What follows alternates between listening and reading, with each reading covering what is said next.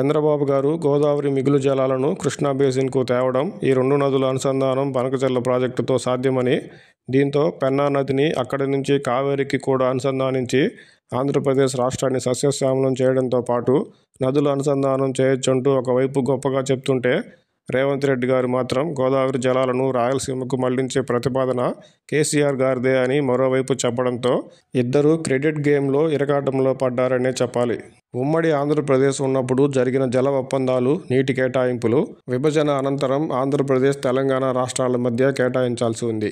ఇటువంటి ముఖ్యమైన అంశాల్లోనూ తప్పులను నెట్టేసి తప్పించుకునే ధోరణితో అవాస్తవాలు ప్రజలకు చెప్పుకుంటూ కృష్ణా గోదావరి జలాల్లో వాటాలు, ప్రాజెక్టుల అనుమతులు, రెండు తెలుగు రాష్ట్రాల ప్రయోజనాల దృష్ట్యా ఇరు రాష్ట్రాలు రాజకీయ ప్రయోజనాలను పక్కకు పెట్టి ముందుకు వెళ్లాలని ఆశిద్దాం.